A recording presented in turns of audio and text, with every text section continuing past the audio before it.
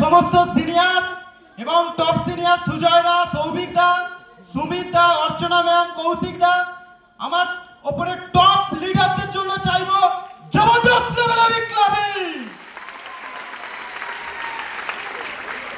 এবং আজকে আমি এই স্টেজে এখানে দাঁড়িয়ে আছি, যে প্ল্যাটফর্ম চাইবো স্মার্ট ভ্যালু এন্ড ডিজিটাল ইন্ডিয়ার জন্য জবরদস্ত লেভেলে বিপ্লবী। আজ এই স্টেজে আমাকে এইখানে আসার জন্য যে প্রত্যেকটা কো অ্যাসোসিয়েট, আমার ভাই বোন, আমার রিলেটিভ, যাদের এক একটা মাইলস ইম্পর্টেন্ট, যাদের এক একটা পরিশ্রম ইম্পর্টেন্ট, আজকে তাদের পরিশ্রম দিয়ে, তাদের মাইলস দিয়ে আজ আমাকে এই স্টেজে দাঁড় করিয়েছে। চাইবো প্রত্যেকটা অ্যাসোসিয়েটের জন্য জবরদস্ত লেভেলে বিপ্লবী। এবং আমার কো অ্যাসোসিয়েট মিতা পাল, দেবাশিস এবং প্রসঞ্জিৎ, মমতা এবং কার্তিক, সুব্রত, অঙ্কন এবং অল অ্যাসোসিয়েট জবরদস্ত লেভেলে বিপ্লবী হয়ে যাক।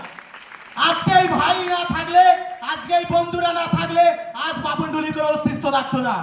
আর আজকে আমি কোনো কোটিপতি ফ্যামিলির ছেলে নয়, আমি কোনো সোনার চামচ নিয়ে জন্মাইনি এই পৃথিবীতে। আমি একটা গরিব ভিখারি, একটা ভাঙা অনাথ পরিবারের ছেলে। আমি 2001 সালে আমার জন্ম। এই সিস্টেমে আমি এসেছিলাম 2018 সাল 18 তারিখ আগস্ট মাস, যদি বলা যায় 8/18/2018 আমার স্মার্ট ভ্যালিতে জয়েনিং ডেট। আজ থেকে প্রায় যদি দেখা যায় 6 বছর এই সিস্টেমে আমার কমপ্লিট হয়ে গেল। এই আগস্ট মাস আসলে এই সিস্টেমে আমার 7 বছর কমপ্লিট হবে। একটা দুটো দিন নয়, আজকে 6 বছর এই সিস্টেমে লাগাতার পরিশ্রম করে যাচ্ছি। আর লাগাতার নিজেকে নিজের স্বপ্ন পূরণ করার জন্য, নিজের সাকসেস পাওয়ার জন্য এবং সাকসেসকে অ্যাচিভ করার জন্য এই প্ল্যাটফর্মে নিজেকে কন্টিনিউ ভাবে স্ট্রাগল করে যাচ্ছি। যদি আজকে বলা যায় যে ঘরে আমার জন্ম, খুবই সাধারণ এবং ভিখারি পরিবারের ছেলে আমি। আজকে যদি বলা যায় আজকে ড্রেস পরে আছি, কোট পরে আছি, প্যান্ট পরে আছি, পায়ে শু আছে, চোখে একটা চশমা লাগিয়েছি, এই জায়গাটা আমার ছিল না আজ থেকে 6 বছর আগে। 6 বছর আগে লোকের জামা পরতাম, লোকের প্যান্ট পরতাম। কোনো বাড়ির কাকা জেঠু যদি তাদের ছেলে জামা প্যান্ট থাকে, সেই জামা প্যান্ট আমাকে দিয়ে যেত, আর সেই জামা প্যান্ট পরতাম। কখনো আমার দিদা বাইরে থেকে জামা প্যান্ট চেয়ে নিয়ে এসে আমাকে পরাতো। এতটাই গরিব ঘরের ছেলে ছিলাম, বাবা খাওয়াতে পারবে না বলে মামার বাড়িতে আমাকে পাঠিয়ে দেয়। মামার বাড়ি থেকে বড় হয়েছি। যদি বলা যায় আমার বাবা আর মায়ের থেকে সবচেয়ে বেশি আমি চিনি আমার দাদুকে আর আমার দিদাকে। কারণ বাবা মা হয়তো জন্ম দিয়েছে, কিন্তু দাদু দিদা আমাকে পালন করেছে। আজকে মামার বাড়িতে মানুষ, যখন আমার দাদু মারা যায় তখন আমাকে বাড়ি থেকে আমার মামা আমাকে ঘাড় ধাক্কা দিয়ে বাইরে বার করে দেয়, বলে আমি খাওয়াতে পারবো না। আমাকে ঠেলে ঘর থেকে বাইরে বার করে দেয়, বলে সকাল সূর্য ওঠার আগে তুই বাড়ি থেকে বেরিয়ে যাবি। যতদিন দাদু ছিল ততদিন মামার বাড়িতে আমার ঠাঁই ছিল। যেদিন দাদু মারা গেল তারপরেই আমাকে সূর্য ওঠার আগে বাড়ি থেকে বের করে দিল আমার মামা। দুটো মামা আছে, মামারা খাওয়াতে পারবে না বলে মামারা পাঠিয়ে দিল। এবং আমার দিদাকে দেখলাম, আমি যখন বেরিয়ে আসি আমার দিদার চোখে জল। এবং আমি একটা বস্তার মধ্যে কিছু আমার জামা প্যান্ট নিয়ে, একটা ভাঙা সাইকেল নিয়ে আমি আমার বাড়িতে আসি। সকাল ভোরবেলা যখন বাড়িতে আসছি, এসে দেখছি, ওর আগে আমি বাড়ি ঠিকঠাক জানতাম না, দেখতাম না, মামার বাড়িতেই মানুষ করে হয়েছি।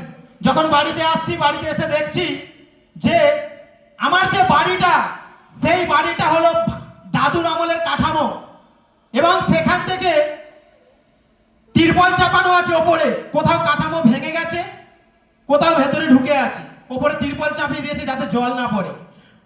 ওই বাড়ি এসে দেখলাম, ওই বাড়িতে ঢুকলাম, বাড়ির যে দালানটা ছিল ওই দালানটা খেজুর গাছের পাতা আর নারকেল গাছের পাতা দিয়ে ছাউনি করা ছিল। সেখানে আমার মা রান্না করতো উনুনে। বাড়িতে এসে দেখলাম বাড়ির এই সিচুয়েশন। মা বোনেদেরকে মানুষ করার জন্য লোকের বাড়িতে কাজ করে। কারণ আমার বাবা মিষ্টির দোকানে কাজ করতেন। কাজ করতে করতে পিঠের সিট দ্বারাতে এমন অসুস্থ হয়ে যায়, পিঠের সিট দ্বারা এমন খারাপ সিচুয়েশন চলে আসে, বাবা আর কাজ করতে পারে না। সংসার চালানোর জন্য আমার মা লোকের বাড়িতে বাসন বেঁধেছে। এইগুলো যখন এসে দেখছি মা লোকের বাড়ি বাসন মাজছে, বাবা পড়ে আছে বিছানায়।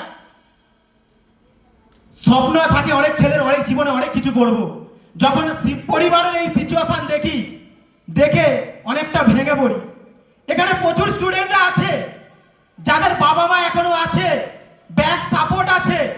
আমি সেই ব্যাক সাপোর্টটা পাইনি।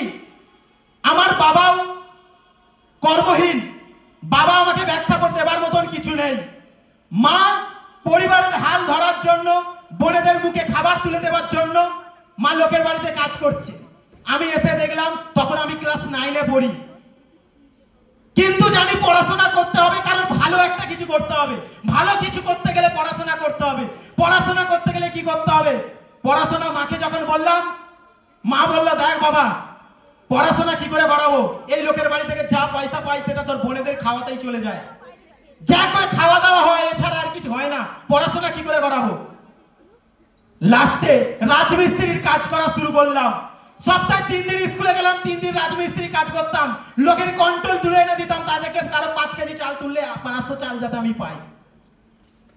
এবং অনেক লোকের বাজার করে দিতাম যাতে তারা কিছু কিছু সাহায্য করে। প্রচুর মানুষের সাহায্য নিয়ে মাধ্যমিকটা দিলাম। জীবনের একটা বছর গেল এবং এইভাবে করতে করতে একটা অচেনা বন্ধুর হাত থেকে আমার এই সিস্টেমের সুযোগ পাওয়া। যখন আমি এই প্রজেক্টে চান্স সিলেকশনের জন্য এসেছিলাম, তখন এই প্রজেক্টে আমার বন্ধু যিনি আমাকে সিলেকশন করেছিল, সিলেকশন করার পর এই প্রজেক্টের একটা অ্যামাউন্ট খরচা আছে 28,999 টাকা। ওই 28,999 টাকা আমি জোগাড় করতে পারিনি। ধার করার জন্য আমি আমার পাড়ার অনেক মানুষকে চেয়েছি, কাকাকে চেয়েছি, মামাকে চেয়েছি, জামাইবাবুকে চেয়েছি, দূর সম্পর্কের অনেক মানুষকে চেয়েছি, পিসি মশাই, পিসি। কেউ আমাকে সাহায্য করেনি, উল্টে অনেক অ্যাডভাইস আমাকে দিয়েছে। অনেকে বলেছিল খারাপ জায়গা, ওখানে কিছু হয় না, বেকার, তোর টাকা ডুবে যাবে। অনেকে অনেক উল্টোপাল্টা কথা বলেছে, অ্যাডভাইস দিয়েছে, কেউ একটা টাকা দিয়ে ধার দেয়নি। কিন্তু সিলেকশনে আমার মা এসেছিল।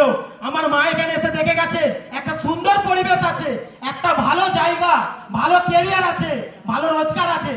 যদি এইখানে গরিব মানুষের কাছে একটাই চান্স আছে, আমার লাইফেও একটা চান্স আসছে। ছেলেকে যদি ভালো কিছু করাতে হয় তাহলে এখানে চান্স করাতে হবে। মা হলো পৃথিবীর শ্রেষ্ঠ একটা মানুষ। যখন আপনাকে সবাই হাল ছেড়ে দেবে, তখন আপনার মা আপনার সাথে থাকবে। হ্যাঁ না? তো আজ আমার মা তখন আমাকে নিজের দায়িত্ব নিয়ে, মায়ের বাউটি ছিল, সেই বাউটিকে বন্ধক দিয়েছিল। আর আমাদের যে ঘরটা হয়, সেই ঘরটা 1 কাঠা জায়গার ওপর ঘর। ওই জায়গাটা দলিল নিয়ে একটা পাড়ার সুদখোরের কাছে গেছে। আর সুদখোরের কাছে গিয়ে ওখানে গিয়ে বলেছে, এইটা আমার ঘরের দলিল, এই দলিলটা আমি দিচ্ছি, আর এর বিনিময়ে আমাকে টাকা দাও। যদি আমি 1 বছরের মধ্যে টাকা ফিরে দিতে না পারি, তাহলে আমার দলিল নিয়ে নেবে। একটা গরিব মানুষের কাছে 1 কাঠা ঘর ছাড়া আর কিছু নেই। আমার মায়ের কাছে লাস্ট সম্বল ছিল 1 কাঠার উপর একটা ঘর। ওইটা নিয়ে আমার মা আমাকে এই সিস্টেমে চান্স করিয়েছে। চাইবো আমার মায়ের জন্য জবরদস্ত লেভেলে একটা বিপ্লবী হয়ে যাক।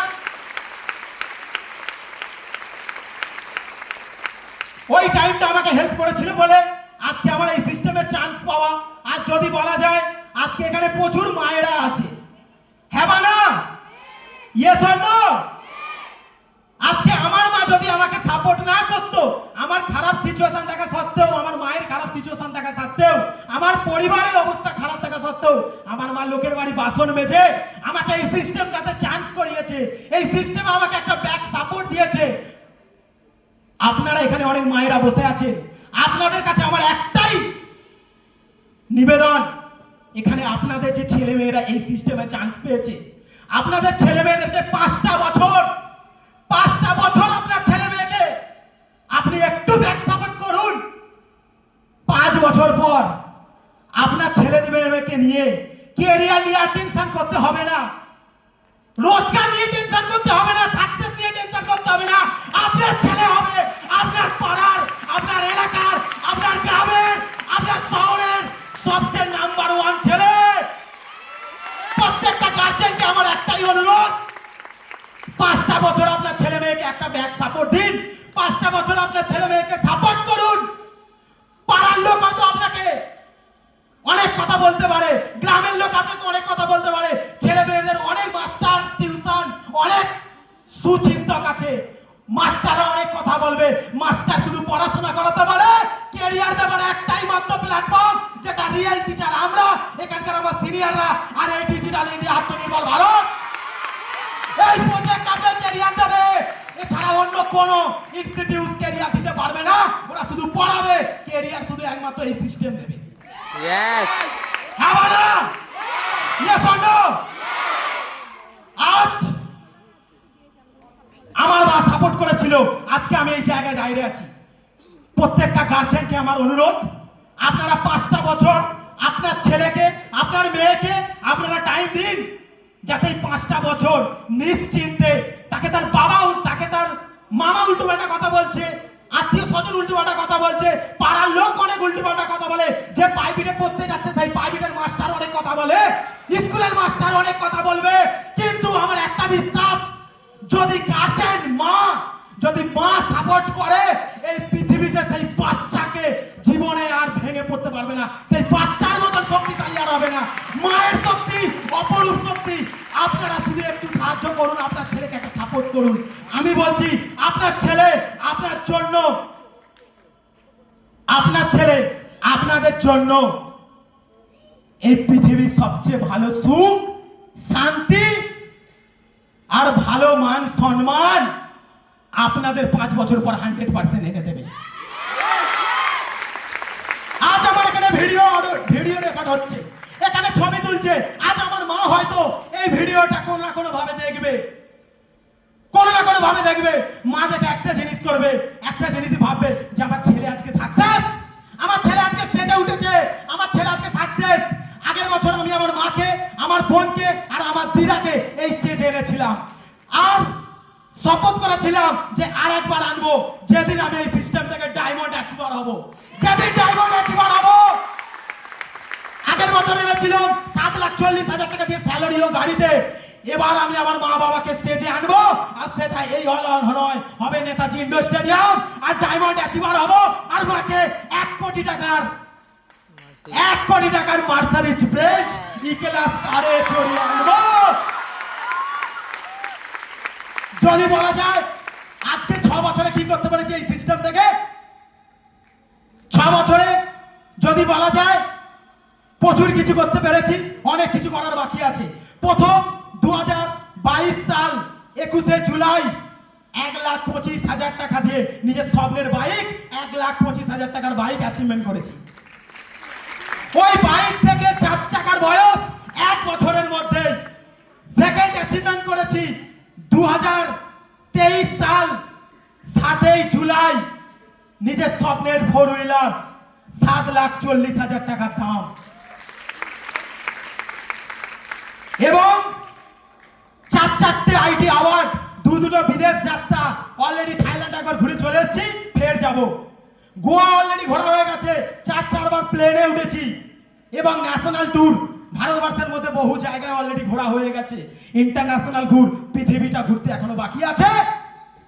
100% গ্যারেন্টি দিয়ে বলছি, আজকে কোনো ট্রেনিং এর দিন নয়, আজকে হলো ইমোশনের দিন, আজকে হলো ভার্বালাইজের দিন, আজকে হলো দেখার দিন, আজকে হলো নিজের মধ্যে আগুন তৈরি করার দিন, আজকে হলো স্বপ্নটাকে চূড়ান্ত ভাবে নিয়ে যাওয়ার দিন। একটাই কথা বলবো, আজকে প্রোগ্রাম শেষ হবে আর রাতের ঘুম যার বন্ধ হয়ে যাবে, এই প্রোগ্রামটার কথা যার মনে পড়বে, আমি চ্যালেঞ্জ করে বলছি, আর 3 মাস পর এই হলে এই প্রোগ্রাম হবে। আজকে যারা এখানে বসে বসে শুনছে আর হাততালি দিচ্ছে, একটা কথা চ্যালেঞ্জ নিয়ে রেখে রাখুন, আজ হাততালি দিচ্ছে ঠিক, 3 মাস পরে স্টেজে এসে বাপনদার মতো কথা বলবো। Yes or no? Yes. Hello, yes or no? Yes. আসতে হবে তো? Yes. আসতে হবে তো? তো আজকে 2023-24 অ্যাওয়ার্ড রেকগনিশন প্রোগ্রাম হয়ে গেল। অলরেডি আমি দুটো আইডি থেকে লেভেল মেরেছি। আমাদের প্রথম আইডি যেটা আমার মায়ের নামে যখন 18 বছর হয়নি এই সিস্টেমে চান্স পেয়েছিলাম, মায়ের নামে আইডি যেটা থেকে প্ল্যাটিনাম অ্যাচিভার, তার বোনাস 1,70,000 টাকা, টোটাল ইনকাম 4 লক্ষ টাকা।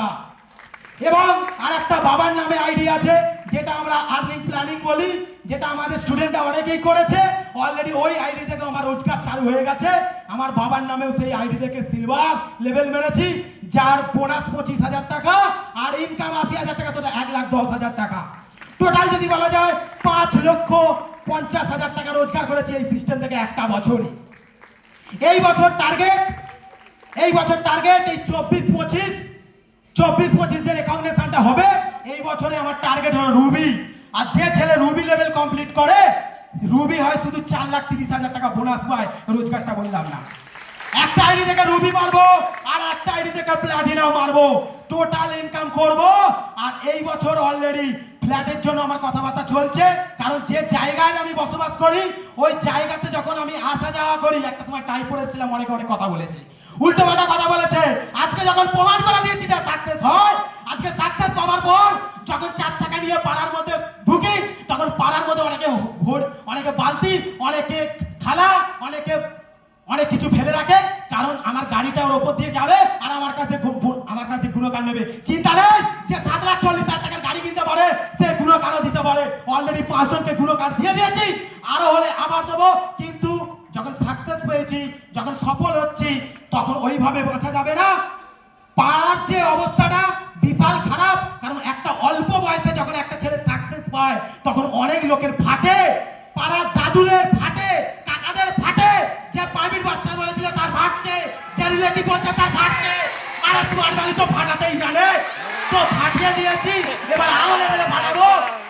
ওই জায়গাটা খুব তাড়াতাড়ি চেঞ্জ করছি, নিজের দারুণ জায়গা, একটা প্রফেশনাল জায়গায় অলরেডি ফ্ল্যাট কিনছি 40 লাখ টাকা দিয়ে, যেটা এই সিস্টেমে হওয়া সম্ভব। তো all the best, thank you, get success, আপনাদের প্রত্যেকের লাইফে সাকসেস আসুক, এই বলে আজকে আমি আমার এখানে কথা শেষ করছি। তো থ্যাংক ইউ।